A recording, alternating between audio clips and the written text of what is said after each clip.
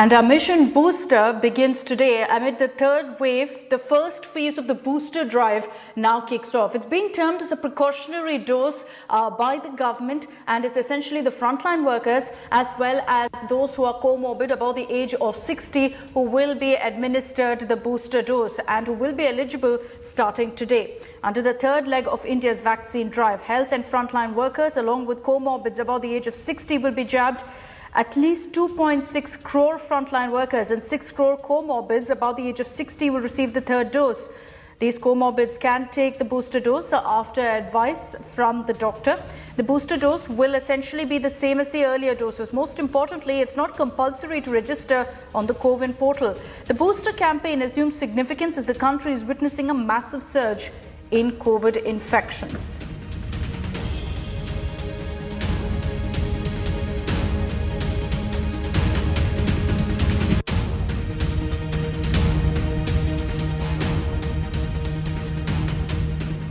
There have been a lot of questions about India's booster drive, and of course there's been a lot of anticipation as well for it. In this phase, you're going to be seeing frontline workers as well as those with comorbidities above the age of 60 who will be eligible for the booster. You need, however, your doctor's nod for the same. Sneha Murdani breaks down all the details you need to know about the booster phase.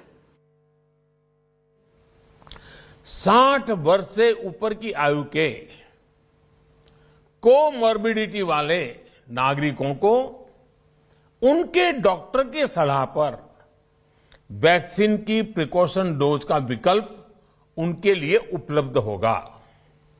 ये भी 10 जनवरी से प्रारंभ होगा।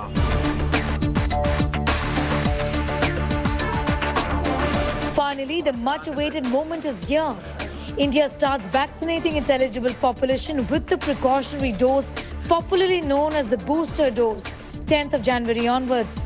Healthcare workers, frontline workers, and those above the age of 60 with comorbidities are eligible. Appointments for the third vaccine shot earlier opened on CoWIN. This is the online appointment facility. There is no need for new registration for those taking the precautionary dose of COVID-19 vaccine. The government has even said that those who do not want to take an appointment online can do a walk-in. There is no need for a comorbidity certificate to be produced before the third dose. Those who are taking an appointment or walking in must know that their wait for the third dose might just get longer if 9 months have not lapsed since you got your second dose. Also, if you're infected right now, then you have to wait for 3 months for your precautionary dose. Well, if you've had an infection recently, then again, you have to wait for 3 months since the day you turned negative. The government has also said that the third dose will be of the same vaccine given in the past to the recipient. Mixing of doses is not allowed. The precautionary vaccine dose that will be given to healthcare workers, frontline workers, and individuals 60 years and above with comorbidities will be the same vaccine as has been given to them previously. Government sources say that there have been concerns about severe reactions in mixing doses, a risk they could not afford to take. Experts, however, say that this is not the best way forward and that using a third type of a vaccine for the precautionary dose should have been ideal. There is a group of people who hold divergent views. They think that booster should be of different vaccine because it may elicit more immune response and protect you more. However, more research and more data are available.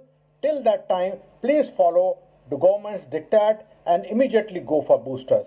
The only outcome measures we have now are based on mRNA vaccines, which also have the ability to boost the antibody levels 28-fold, which is a lot more than inactivated virus vaccines as well as adenovirus vector vaccines. Bharat Biotech, the makers of Covaxin, however, say the indigenous vaccine will offer long-term protection as a booster dose as per a study done by Bharat Biotech and the Indian Council of Medical Research. India, meanwhile, is seeing an exponential surge in COVID cases, courtesy the fifth variant of concern. As healthcare system feel the pinch because of the surge, the need to protect the vulnerable is non-negotiable. In New Delhi, Sneha Murdani for India Today.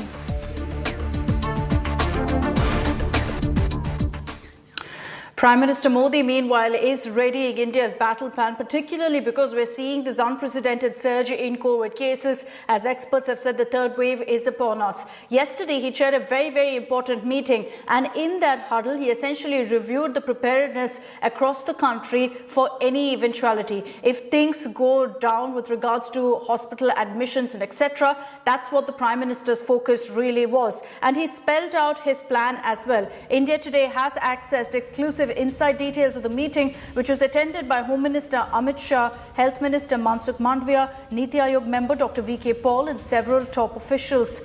During this meeting, the Prime Minister urged officials to ensure adequate health infrastructure at the grassroots level.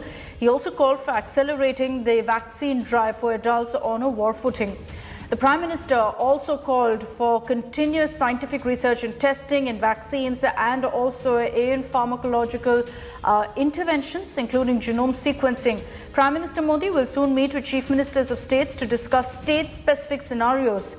Union Health Minister Mansukh Mandavia will meanwhile virtually interact with Health Ministers of Rajasthan, of Madhya Pradesh, Goa, Gujarat and also Maharashtra.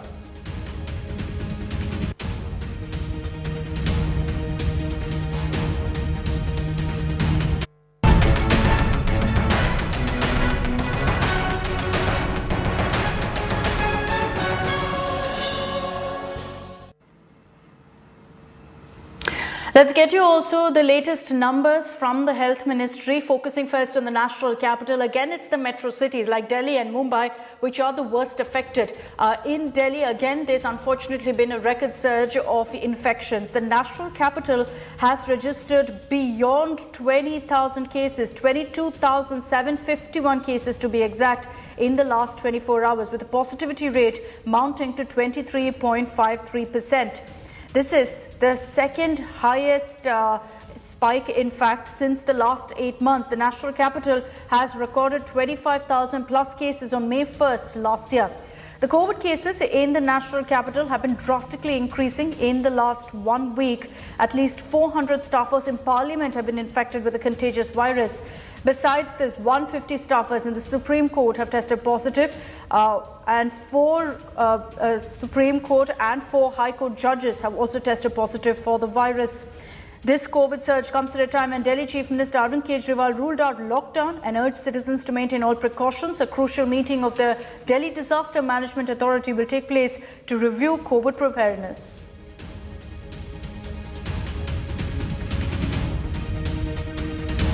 Let's also get you the latest data from Maharashtra. Maharashtra remains the worst affected state by COVID right now, just going by the data. And if you look at the numbers that are coming in from Maharashtra, maximum of those cases is from the city of Mumbai. It's spreading very fast in the city despite a number of curbs already being put in place.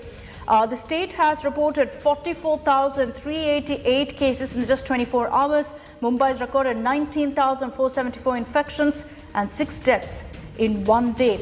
Now, as cases continue to surge, Maharashtra's leaders are amplifying the message on importance of adhering to COVID curbs. Maharashtra Minister Aslam Sheikh visited a COVID center in Mumbai. He also reviewed the newly set up children's ward at the facility. Mumbai Mayor Kishori Pednekar led an awareness drive in Mumbai on the importance of wearing face masks. Night curfew will be in effect from today from 11 p.m. to 5 a.m. Swimming pools, gyms, spas, salons, zoos, museums, any public place essentially is going to remain closed. The new curbs also don't permit movement of people in groups of more than 5. Schools will also remain shut till February 15th. Now, hotels, restaurants, cinema halls, auditoriums will operate at 50% seating capacity till 10 p.m. Home delivery of food will also be allowed.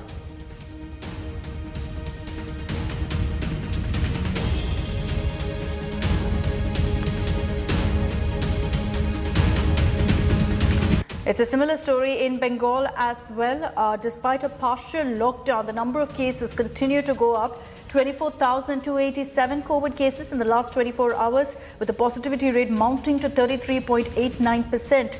Kolkata alone has recorded 8,712 new cases. 18 COVID-19 related deaths have also been registered in the state till now. 5 COVID-related casualties have been reported in Kolkata, followed by 6 deaths in North 24 Parganas, 2 in South 24 Parganas and Howrah respectively. Hooghly, East Midnapore and South Dinajpur have also recorded 1 death each. All academic activities in schools, colleges, universities are closed in the state. Only administrative activities are permitted, that too with 50% of employees. Local trains will operate with 50% capacity till 7 p.m, while all shopping malls and markets would be allowed to remain open till 10 p.m, but with half their capacity. Bars and restaurants are allowed to remain open with 50% capacity till 10 p.m. Salons and beauty parlors in the state can operate at 50% seating capacity right up till 10 p.m.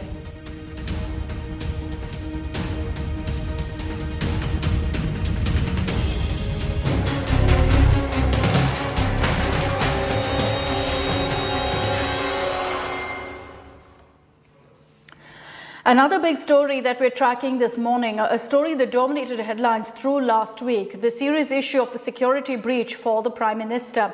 The issue is resonating in the Supreme Court again today. Remember, the hearing had actually begun on Friday. It resumes today, and it is based on a public interest litigation that had sought the Supreme Court's intervention. The plea has sought action against those responsible for the alleged security lapse in a court-monitored probe. This plea also, in fact, seeks appropriate directions to the Punjab government to prevent the recurrence of such an incident in future. On January 6th, Chief Justice N.V. Ramana had asked the lawyer to serve a copy of the petition to the Punjab government as well. The top court had also directed all travel and communication records to be preserved in connection with Prime Minister Modi's visit to Punjab. The teams led by IG, NIA and DGP Chandigarh on directions of the Supreme Court have taken these records from the SPG and the Punjab Police. The Punjab High Court Registrar is likely to file a report on documents that have been secured or seized. Solicitor General Tushar Mehta is also likely to file a report on the parameters of the inquiry committee set up by the centre.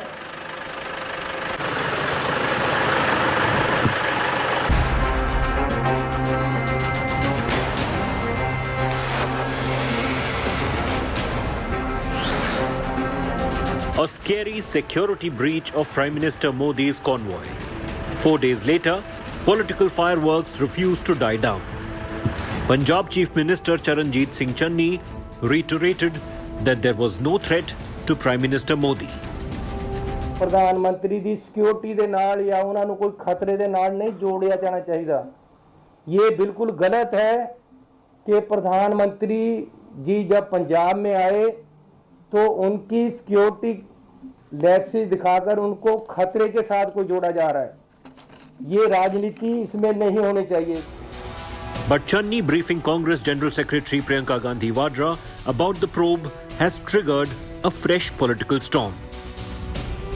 अरे मैं फिर कह रहा हूँ PM को यहाँ कोई खतरा नहीं था, ना ही हुआ है, ना ही कभी होगा और वो बिल्कुल सेफ थे। उनकी सिक्योरिटी चारों तरफ थी, कोई उनके नज़दीक नहीं गया, कोई दूर से कंकर नहीं फेंका, कोई नज़दीक 1 किलोमीटर तक उनके सामने नहीं आया। तो इसमें क्या है? मैंने आपको पहले ही बता दिया था कि प्रियंका गांधी जी से बात हुई थी, जो भी यहाँ बात हुई मैं उनको बता दी थी। BJP spokesperson Sambit Patra questioned the Punjab Chief Minister, asking who is Priyanka to be briefed about a probe linked to the Prime Minister. Why was it a compulsion to keep Priyanka Vadra in loop as far as the security of Prime Minister is concerned? This is a very serious issue, and we firmly believe that the Gandhi family should come out clean on this. The entire BJP unleashing an all-out attack. The Chief Minister has taken oath of secrecy under the Constitution. Priyanka Vadra Gandhi, that I last checked, does not hold any constitutional position that a Chief Minister needs to report to Priyanka Vadra Gandhi and divulge and share sensitive details pertaining to the Prime Minister's security. The political face-off over Prime Minister's security lapse is escalating with each passing day. But the big question remains, who is responsible for the massive security lapse? Another question being asked from the Punjab government is why an FIR was registered against unidentified persons when the farmer leaders were coming on record saying they blocked the road. With video journalist Dilip Sahu, this is Manjeet Sehgal in Chandigarh for India Today.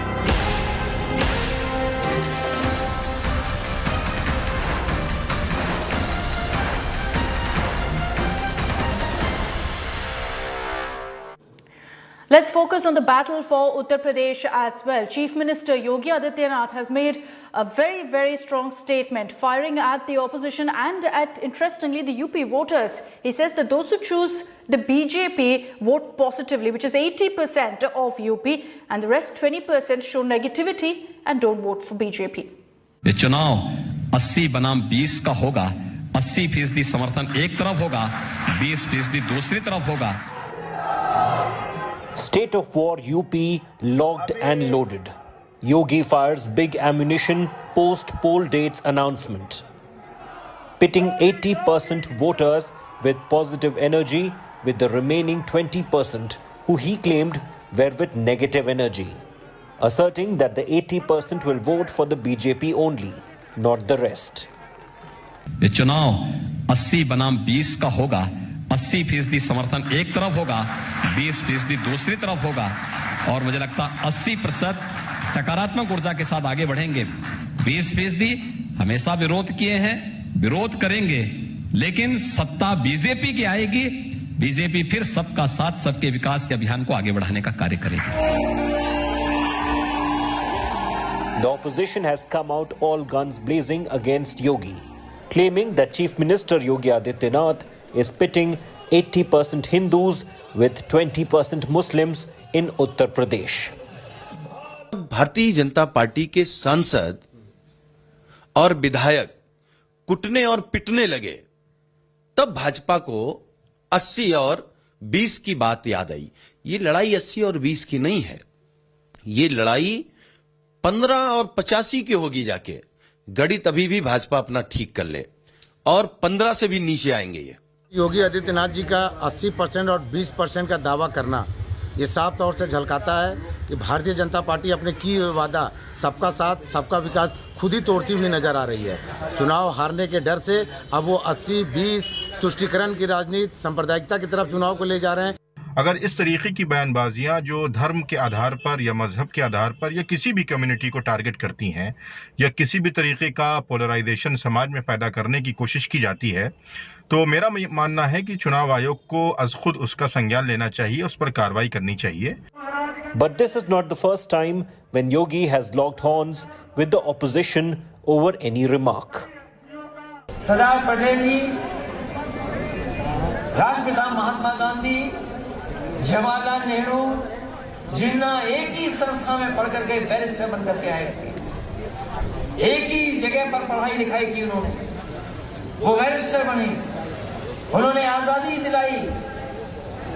उन्हें किसी भी तरीके से किसी का भी संघर्ष करना पड़ा होगा तो वो पीछे नहीं हटे। एक तरफ सरदार पटेल हैं जो राष्ट्र नायक हैं, दूसरी तरफ खलनायक के रूप में राष्ट्र तोड़क जिन्ना भी हैं। सरदार पटेल की तुलना अगर कोई जिन्ना से करने लग जाए तो ये वोट बैंक की और निकृष्ट राजनीति होगी, जिसके लिए व्यक्ति के लिए देश की कीमत पर राजनीति करना हो सकता है। Yogi's Abbajan jibe at Samajwadi Party chief Akhilesh Yadav also sparked a massive war. Ration मिलना होगा ना आप लोगों को? राशन मिलना है राशन। क्या ये राशन 2017 के पहले भी मिलता था? क्योंकि तब तो अब्बा जान कहने वाले राशन हजम कर जाते थे।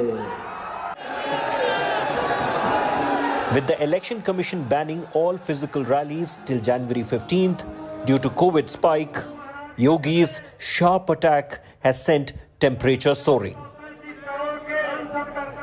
It's going to be worth seeing in which favor this statement goes in.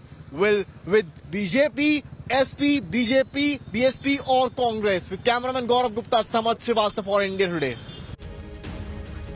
And that's all we have time for in this edition of First Up. Thank you very much for tuning in. Have a great day and a great week ahead.